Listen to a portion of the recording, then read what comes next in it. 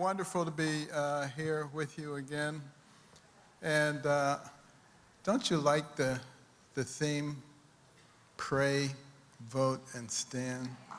So vitally important right now at this juncture in our country. Now, before I go on any further, you know these days everybody likes to make disclaimers. They say, you know, I'm on this board, I serve with this group, so you have to take everything with a grain of salt.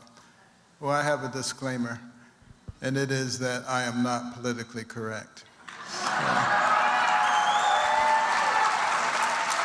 Now, that doesn't mean that I'm mean or try to insult people, because I don't.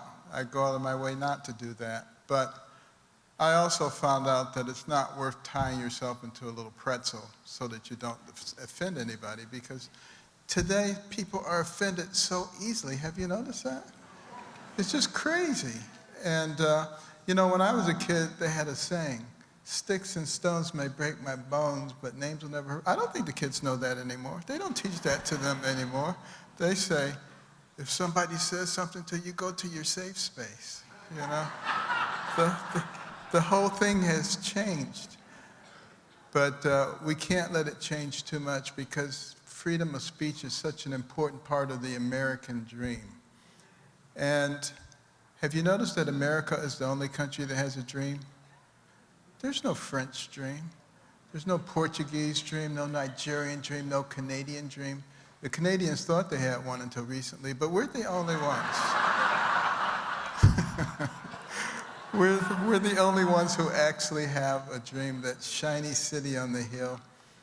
And how many people are trying to denigrate our country and say what a horrible place it is? What do they know? I mean, my wife and I have been to 68 different countries. We've lived overseas. And I can guarantee you that there is no place that compares with our country. It is the best place in the earth.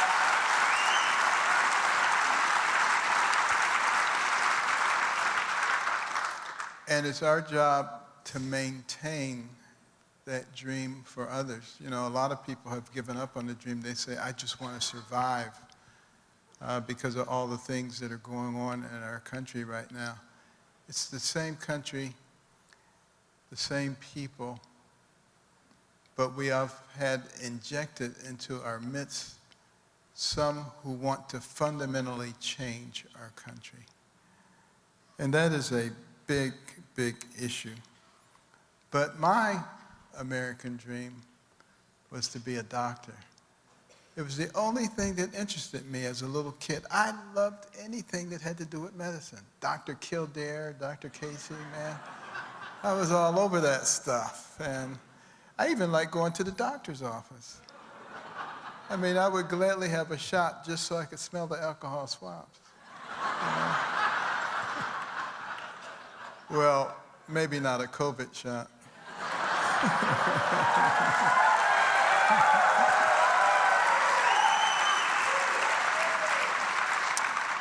But obviously, if you're going to be a doctor, you got to go to medical school.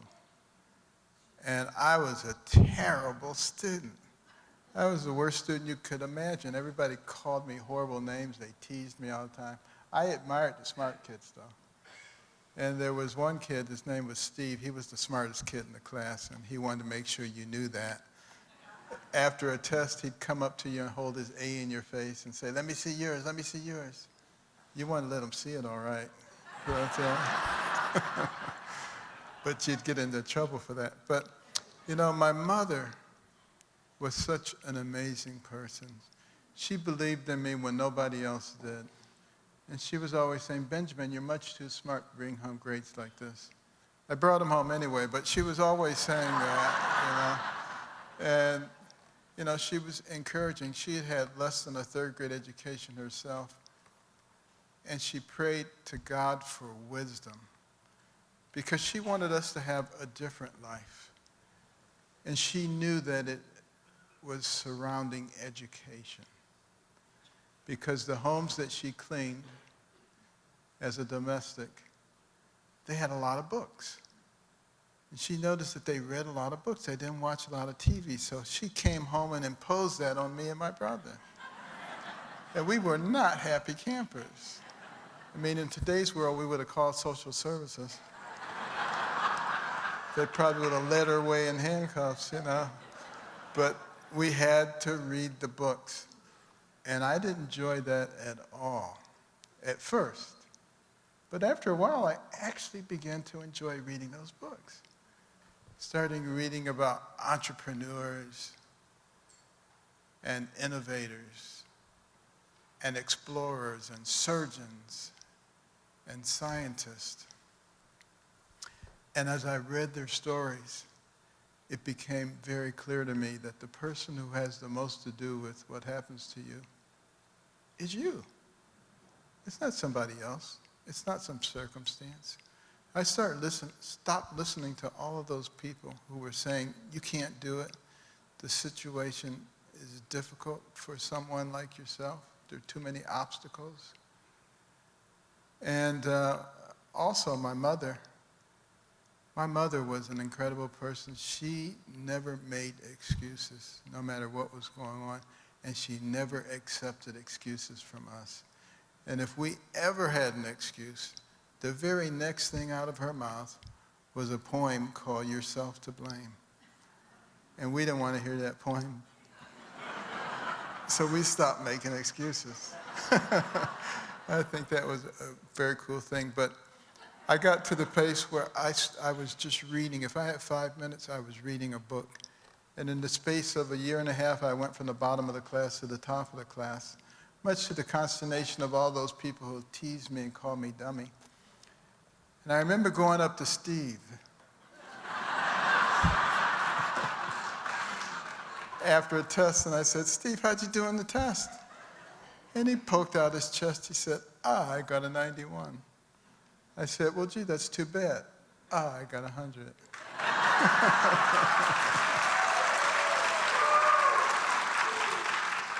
And I said, next time if you need help, let me know.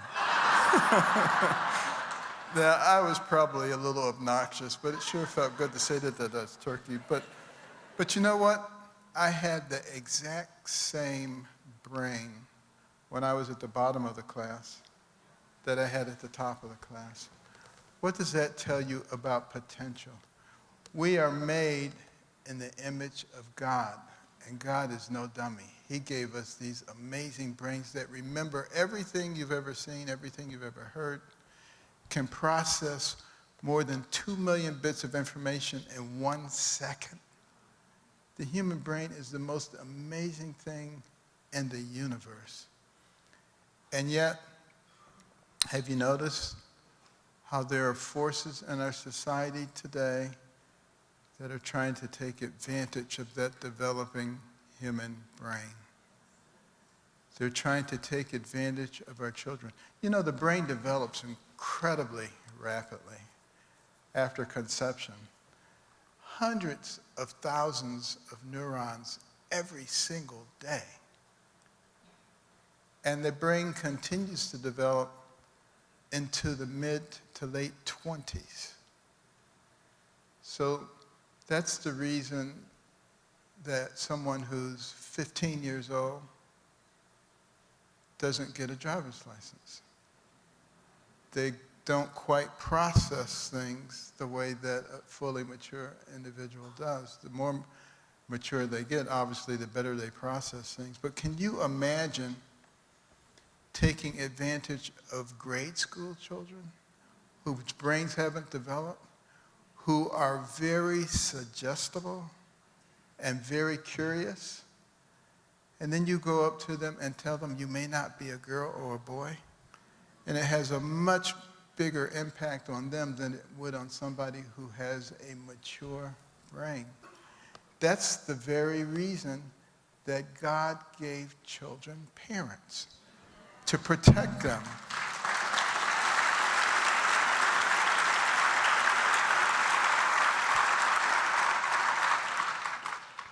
And you know, some people think that all of this is of recent origin, all of these crazy things that are going on in our society. But it's been going on for a while. I want to read you something that comes from the Congressional Record, January the 10th, 1963. We're talking more than 60 years ago. These are the remarks of the Honorable A.S. Herlong, Jr. of Florida, and these are the current, at that time, communist goals for America. Number 15, capture one or both of the political parties in the United States. Seems like they've done a good job there. Number 17, get control of the schools. Use them as transmission belts for socialism and current communist propaganda. Soften the curriculum, get control of teachers' associations, put the party line in textbooks. Number 20, infiltrate the press. Get control of book review assignments, editorial writing, policy-making positions. Gain control of key positions in radio, TV, motion pictures. Think about that. Number 32, support any socialist movement to give centralized control over any part of the culture, education, social agencies, welfare programs, mental health clinics. Number 40, discredit the family as an institution. Encourage promiscuity and easy divorce. Emphasize the need to raise children away from the negative influence of parents. Attribute prejudices, mental blocks, and retarding of children to suppressive influence of parents. Does any of that stuff sound familiar? This is all the things that are happening in our society today. We think we won the Cold War, but they had a longer plan. And that's why Khrushchev said to Eisenhower, your grandchildren's children will live under communism, and we won't have to fire one shot. We see it happening all around us. And it's very important, I think, for the American people to recognize that we're being played. And we are not each other's enemies. But there are those who are making us think that we're each other's enemies by driving wedges between us on the basis of race, income, age, gender, political affiliation, religion, you name it. Drive the wedge, make them enemies, destroy their society. Fix it so that everybody will say, this system doesn't work, therefore we need something else. That, I believe, is the reason that we have all of these district attorneys who are funded by nefarious sources, who are allowing horrendous things to happen in our society so that everybody will say, this doesn't work. And we'll have other people saying, we got to get their guns. You know, there's too much criminal activity with the guns. Don't they realize that that's a violation of the Second Amendment? And people say, think about this, they say, you don't need a high-powered weapon for deer hunting or for duck hunting. How many times have you heard that? That just tells you they don't understand what the Second Amendment is. It's not about deer hunting, it's about being able to protect yourself from an overly aggressive government. That's what people need to understand.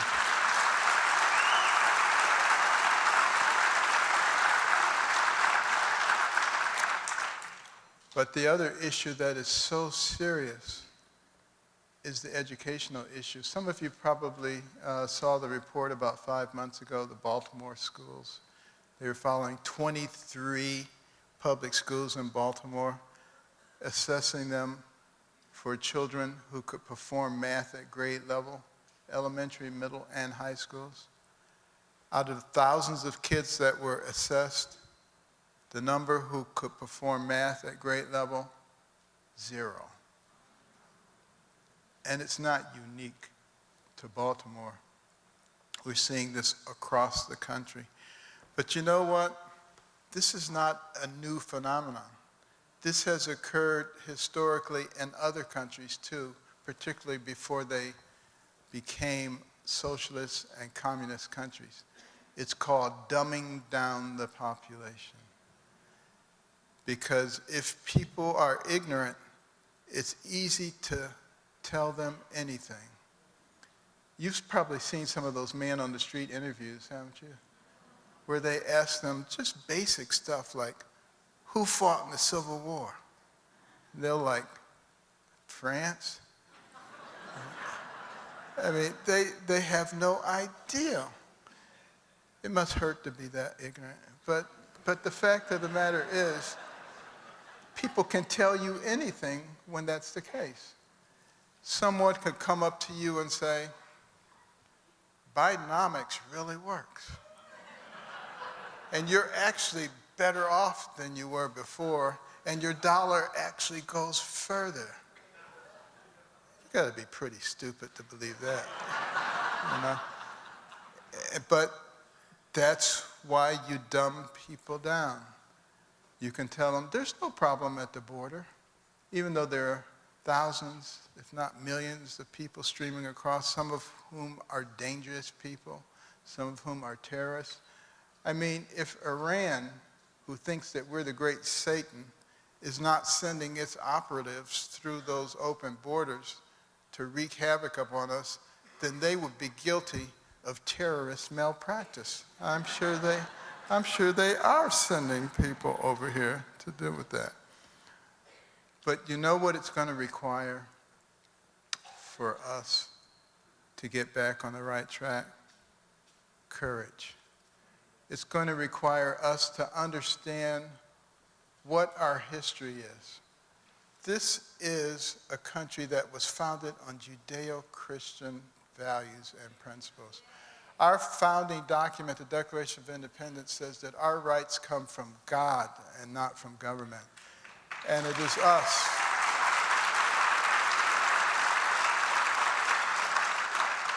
If our system is going to be fixed, it is going to be we the people. The government's not going to fix it, because the governments do what governments do. Our founders knew that. Benjamin Franklin and the whole group, they studied every governmental system that had ever existed. And what they discovered is that no matter how they start, no matter how benign they are, they all migrate to the same place: growth, infiltration, and domination. That's what they do. And that's why they work so hard to give us a constitution that would prevent that from happening in this country. And it's important that people understand what that Constitution is, the rights that it provides for us. And we have to hold people's feet to the fire, and we have to vote the right way. We can't continue to vote irresponsibly. People go into the voting booth and they just look for the name that looks familiar. It could be Satan. In some cases it is. And they just keep putting those people in office, you know. That's not responsible voting. And people have to hold officials' feet to the fire. You can't let people say, well, you can monitor the voting, but you have to be way over there where you can't see what's going on. Or the signatures don't have to match, or the addresses don't have, you can't just accept that. You know, we have to be vigilant, and we have to protect the integrity of the process. That's the role of the people. And we have to be courageous. And where does courage come from? It comes from God. And think about Fort McHenry in the War of 1812 when the British were there. And they said, we're going to knock that fort down and we're going to get that flag down. And the bombs were bursting in air and their rockets were going, and they thought they were going to win. But our soldiers were so determined. They worked so hard, they did not let that flag go down. The British finally gave up and went home. That's who we are as Americans.